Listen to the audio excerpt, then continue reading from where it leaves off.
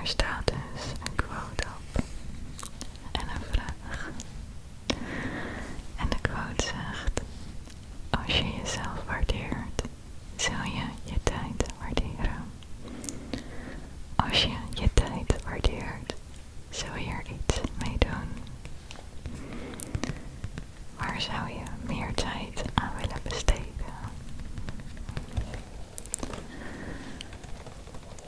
Ik zou meer lezen, audioboeken of podcast luisteren. Vaker wandelen,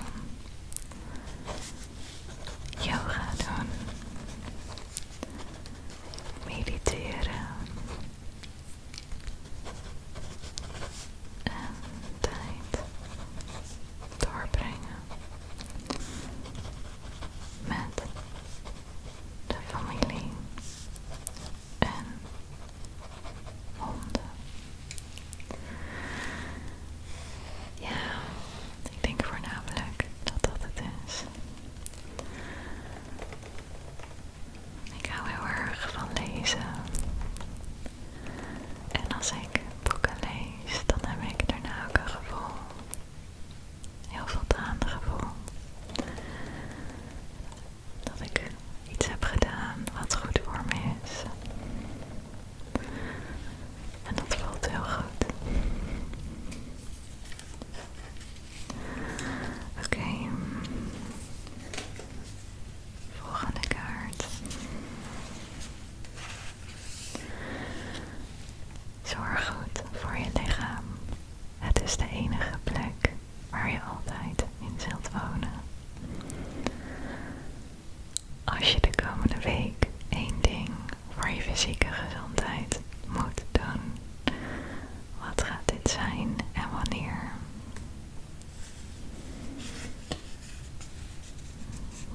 Goeie vraag. Jouw lichaam is jouw huis en jij bent de enige die het voelt.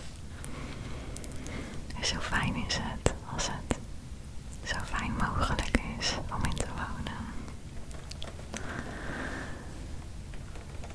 Dus wat zouden we kunnen doen voor onze fysieke gezondheid? Eén ding. En wanneer? Zelf zou ik heel graag Kundalini yoga doen. Omdat het me helpt te ontspannen.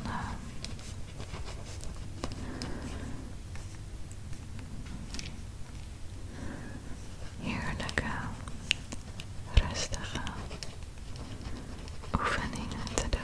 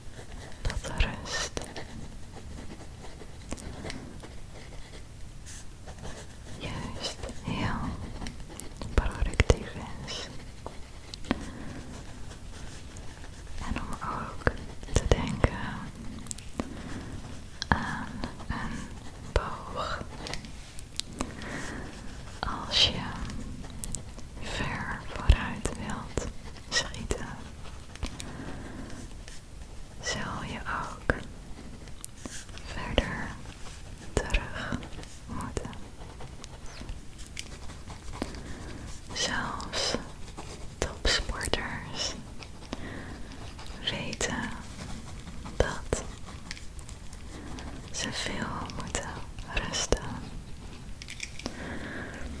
En wij presteren vaak in deze maatschappij ook alsof het een topsport is.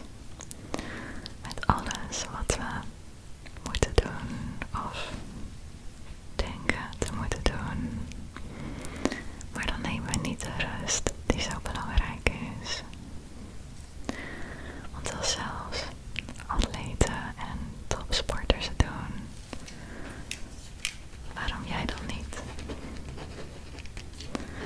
Dus die weten het geheim van een goede performance en dat is rust.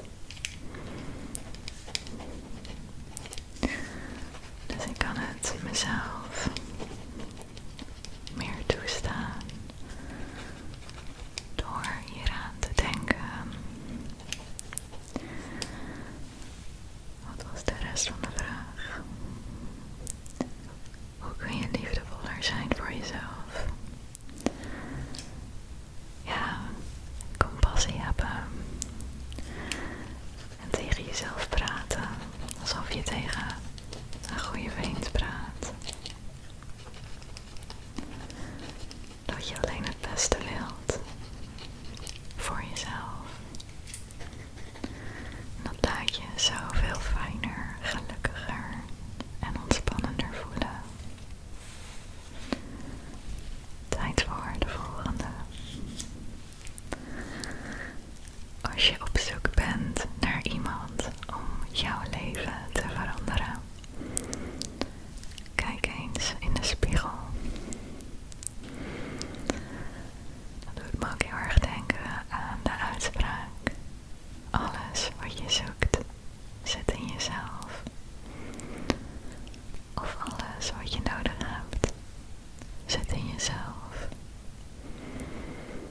Omdat je vanuit jezelf en je eigen kracht kun je dingen veranderen. Jij bent de enige die dat doet. Niemand gaat jou pushen of het voor jou doen. Mensen kunnen je natuurlijk wel motiveren, in zekere zin een push geven. Maar jij moet zelf over de streep. En vaak ook uit je comfortzone. Want dat is waar het echte leven begint. Daar maak je groei. Je hersenen zijn geneigd om je veilig te houden en klein te houden. En je hersenen houden niet van verandering. Ze zijn natuurlijk ingericht op overleven. En verandering betekent een bedreiging. Dus dat is ook waarom verandering zo moeilijk voelt. Dan is er niks mis met je. Dat is omdat je brein van nature niet van verandering houdt. Dus je moet jezelf dan leren dat het veilig is en dat het goed is. Door het dus gewoon te doen. Maar nu naar de vraag. Wat houd je tegen om het leven te leiden dat je echt wilt leven? Ik denk voor mezelf toch gedachten, belemmerende en klein houdende gedachten, negatief praten tegen mezelf, geen vrede hebben als dingen niet gaan of niet lukken. Dat zou ik meer mogen doen. Echt compassie hebben en je eigen beste vriend zijn. Want dan ga je toch ook niet zeggen van nee, jij kan dat niet of het is te laat. Of had je nou zo stom kunnen zijn? Maar dan zeg je tegen jezelf: jij bent mens en mensen zijn niet perfect. Dat is juist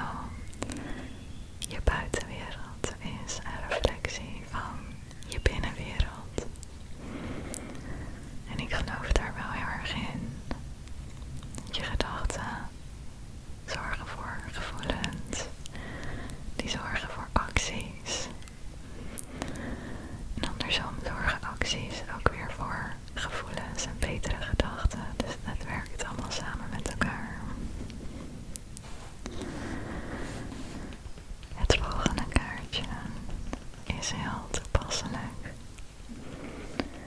Hoe kun je kleine successen vieren en jezelf motiveren om door te gaan? Ook als